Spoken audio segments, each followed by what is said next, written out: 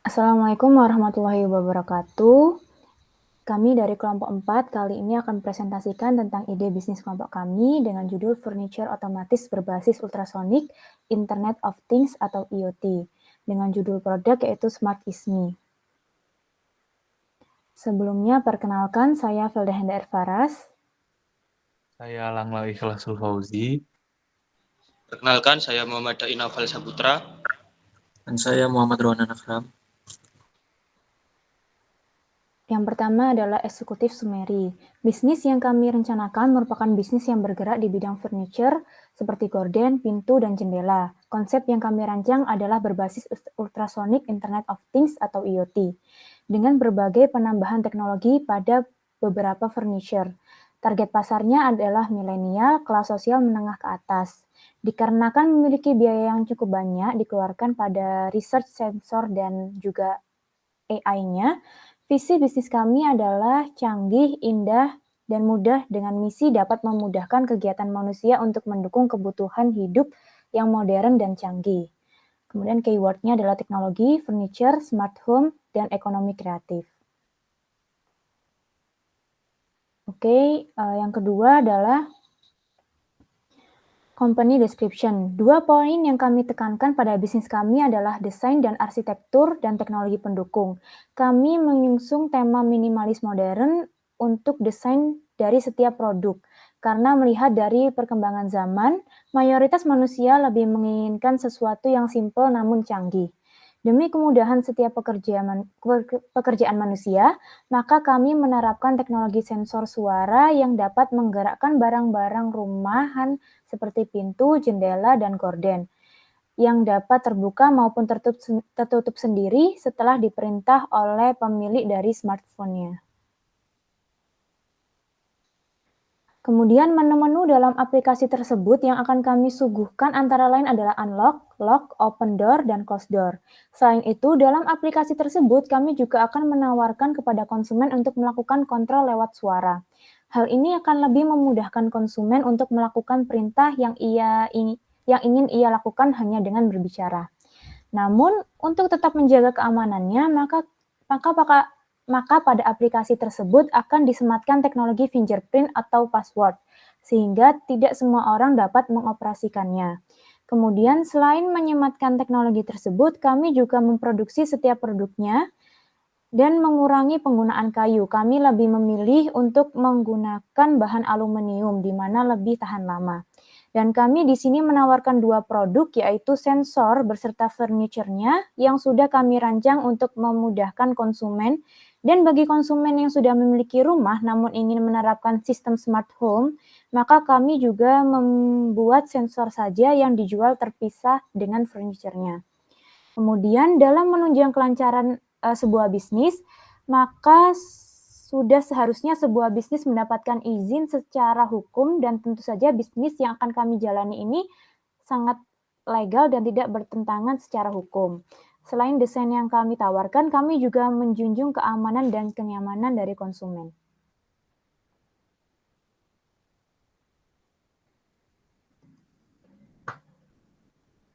Oke, selanjutnya adalah service and product. Di sini kami mendirikan bisnis ini karena berdasarkan analisis kami di lapangan bahwa banyak penggunaan bahan baku kayu untuk membuat pintu maupun jendela, dan banyak yang masih merasa kesulitan ketika mereka melakukan 2 kegiatan yang harus dilakukan secara bersamaan. Maka dari itu, kami mendirikan bisnis ini dengan menyeimbangkan kedua poin tersebut. Selain fokus pada kedua poin tersebut, kami juga terfokus pada kenyamanan konsumen karena mengusung konsep safety product. Dengan adanya teknologi terapan ini, yang kami anggap belum banyak terdapat di Indonesia, dapat menjadi nilai unik dari bisnis kami. Kemudian ada analisis SWOT. Yang pertama adalah strength, di mana strength ini merupakan kelebihan yang berasal dari dalam bisnis kami. Antara lain, diperlukan banyak orang karena membantu memudahkan kerja sehari-hari. Yang kedua, mudah dioperasikan.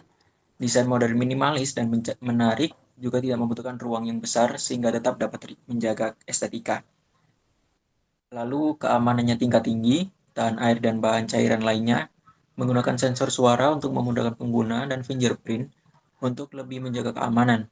Tersemat mikro kamera, dapat dioperasikan jarak jauh, aman, dan tidak berbahaya, terkesan mewah dan dapat memberikan suatu kebanggaan terhadap pemilik, dan yang terakhir adalah desain bermacam-macam. Kemudian ada analisis weakness atau kekurangan yang juga berasal dari dalam bisnis kami, antara lain bahan kurang ramah lingkungan karena terbuat dari aluminium, harga cenderung mahal yang dilihat dari bahan dasarnya tersebut, dapat meningkatkan kemalasan seseorang. Yang terakhir adalah cenderung menyeimbangkan dengan produk terkait, sehingga kurang cocok jika produk terkait tidak mendukung dalam hal desain. Kemudian ada opportunity atau peluang, di mana ini adalah poin plus, tapi berasal dari luar bisnis. Yang pertama adalah pengaruh perubahan zaman, di mana serba canggih dan membutuhkan sesuatu yang instan dan mudah. Smart home yang tentu menggunakan teknologi ini belum banyak beredar di pasaran di Indonesia, bisa dipesan sesuai keinginan konsumen, dapat digunakan pada berbagai bangunan dan ketertarikan mitra bisnis karena produk menarik, sehingga dapat mengembangkan bisnis dengan cepat.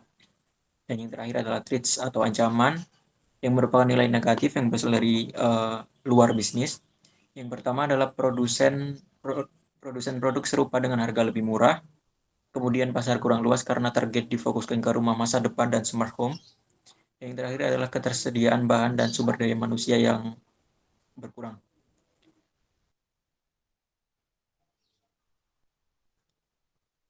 Nah, materi berikutnya adalah market analysis. Memiliki target yaitu individu dengan kelas menengah ke atas dikarenakan memiliki biaya yang cukup banyak dikeluarkan pada research, sensor, dan juga AI-nya. Biasanya tergantung rumahnya juga menggunakan buka tutup atau geser.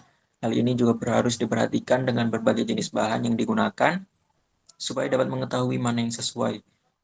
Tidak hanya pada rumah, alat ini juga bisa digunakan pada gedung perkantoran sehingga lebih memudahkan kinerja tanpa harus menggunakan energi yang banyak. Oke, kemudian ada competitors and benchmark. Dibandingkan dengan smart home, alat ini lebih ke ranah mempermudah kinerja dari pintu, jendela, dan barang lainnya. Harganya mungkin relatif lebih murah daripada dengan smart home, yang dimana tidak mengontrol dari keseluruhan rumah, hanya mengontrol beberapa saja. Dijual dengan terpisah sehingga memiliki banyak jenis beserta fungsinya. Selanjutnya, marketing plan or strategi. Tipe perusahaan penyempurna kerja furnitur rumah tangga. Visi canggih, indah, dan mudah. Misi dapat memudahkan kegiatan manusia untuk mendukung kebutuhan hidup yang modern dan canggih. Kompetitor perusahaan smartphone lainnya. Konten dan media, infografis di sosial media, Instagram tentang perkembangan penggunaan teknologi dalam furnitur. Tujuan AIDA memunculkan interest konsumen.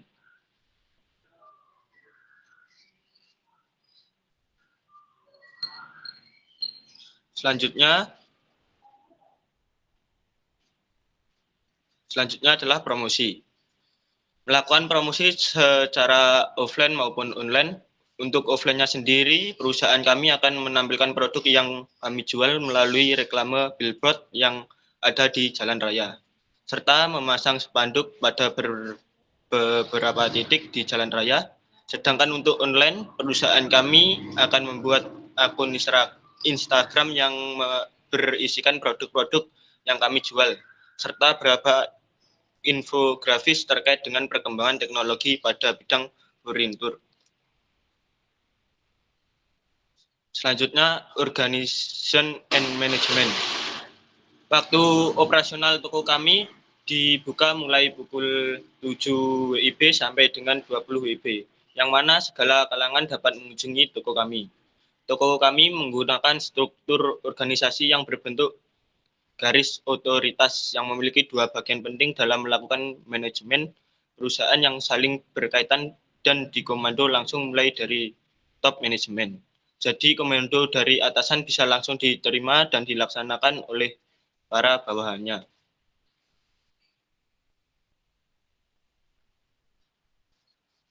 Oke, selanjutnya adalah finansial. Nah, untuk kondisi keuangan sendiri, kami ingin mencari investor yang berkenan untuk melakukan kerjasama dengan kami, yaitu dengan berinvestasi demi berjalannya bisnis ini.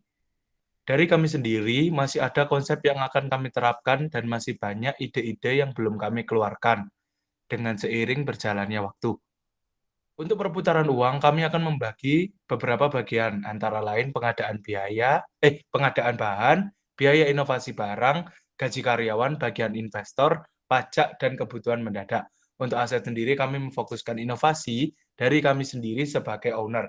Selain itu, kami juga menekan adanya liabilitas. Untuk liabilitas sendiri biasanya akan muncul pada barang penunjang seperti kursi, meja, dan mesin produksi yang membutuhkan perawatan.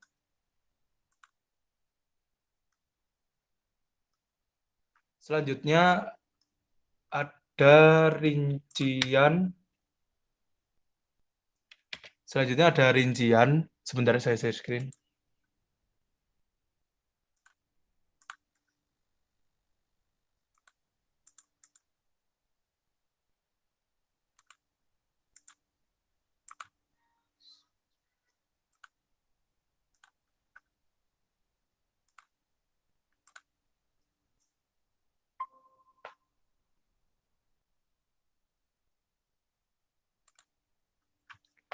Nah, ini untuk alat sensornya saja. Bentar. Nah, untuk bentuk sensornya seperti pada gambar tersebut. Nah, dijelaskan bahwa fixed cost itu research chip penggerak barangnya itu 2 juta, material bahannya 100.000, sensor sinyalnya 70.000. Aplikasi pada perangkat smartphone itu menggunakan, jadi kita menyewa untuk pembuat aplikasi tersebut sekitar 1.500.000. Jadi totalnya adalah 3.670.000. Nah, karena kami ingin untuk mencari BEP-nya bagaimana, jadi kita dibikin seperti ini. Di situ terlihat bahwa material bahan 100.000, sensornya 70.000, total harga kotor yaitu 170.000. Nah, analisis rasio keuangan di mana fixed cost adalah 3.670.000 dan variable cost yaitu 170.000. Nah, kami di sini ingin menjual barang sensor saja itu seharga dengan 270.000 per item atau per pieces. Nah, di sini di bawah diuraikan lagi bahwa harga kotor sekitar 170.000, untuk harga pemasangannya 50.000, untuk keuntungan itu 50.000. Jadi totalnya adalah 270.000. Nah, di sini sudah dihitung di Excel, ditemukan bahwa analisis BEP-nya itu nantinya akan tertutupi atau BEP-nya itu di angka 36,7 atau 37 total penjualan untuk sensor saja. Nah, selanjutnya untuk tipe sensor ditambah pintu. Jadi ini untuk bentuk pintunya.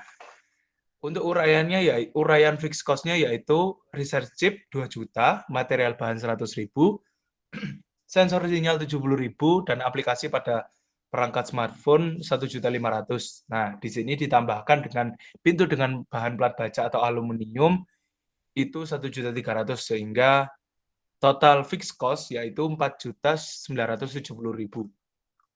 Nah, di sini dijelaskan juga bahwa variable cost-nya di mana material bahannya 100.000, sensor sinyalnya 70.000. Nah, biasanya material bahan dan sensor sinyal ini itu tiap bahan itu digunakan jadi selalu ada, ditambah dengan pintu tersebut 1.300.000, total harga kotor yaitu 1.470.000. Nah, untuk balik ini nggak apa-apa deh. Fixed cost-nya udah ditentukan bahwa 4.970.000, variable cost-nya 1.470.000. Nah, ini harga kotornya udah ditentukan bahwa 1.470.000 untuk harga pemasangannya yaitu 1.500.000, dan untuk keuntungannya per item itu 150.000.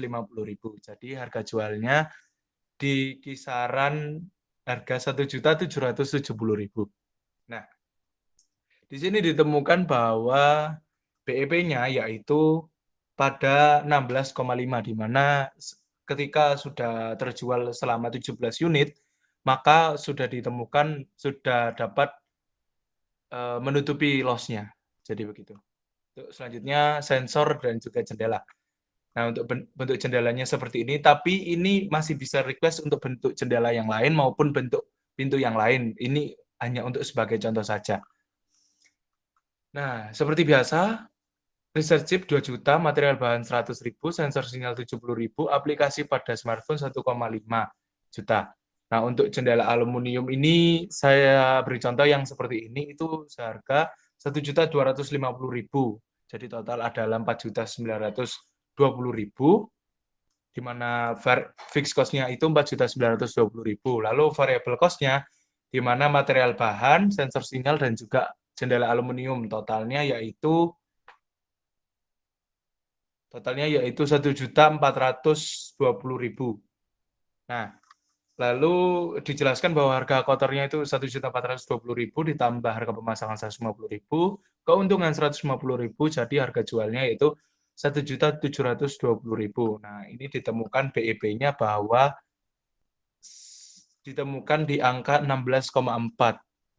Di mana setelah penjualan ke-17 maka loss-nya akan menutupi. Jadi sudah BEP-nya ketemu di situ. Nah, untuk selanjutnya yaitu sensor dan gorden. Nah, ini sama seperti yang tadi, tidak hanya gorden yang seperti ini, bisa memilih. Jadi kita akan menyediakan banyak opsi untuk di sini. Seperti biasa, fixed cost-nya yaitu penggerak chip, material bahan, sensor sinyal, dan aplikasi, ditambah dengan gorden tersebut. Totalnya yaitu 5.470.000. Mahal. Nah, untuk variable cost-nya ditemukan bahwa material bahan 1 juta, material bahan 100.000, sensor sinyal 70.000, satu set gordennya 1.800.000. Ditemukan bahwa total harga kotor yaitu 1.970.000. Untuk analisis rasio keuangan, di mana fixed cost 5.470.000, variable cost 1.970.000. Nah, di sini ditemukan harga kotornya 1.970.000, untuk harga pemasangannya 150.000 sama dengan jendela, dan keuntungannya juga sama dengan jendela 150.000. Nah, di sini ditemukan harga jualnya yaitu 2.270.000, agak mahal. Ya gitu. Nah, ditemukan bahwa BEP-nya yaitu 18,2, di mana nantinya setelah menjual 19 unit maka ditemukan sudah kembali BEP-nya atau sudah loss-nya sudah tidak ada. Sekian dari saya.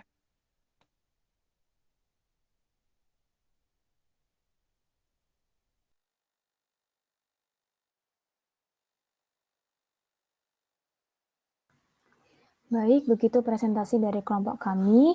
Apabila ada yang perlu ditanyakan, silahkan ditulis di kolom komentar. Dan apabila ada salah kata dari kelompok kami mohon maaf. Wassalamualaikum warahmatullahi wabarakatuh.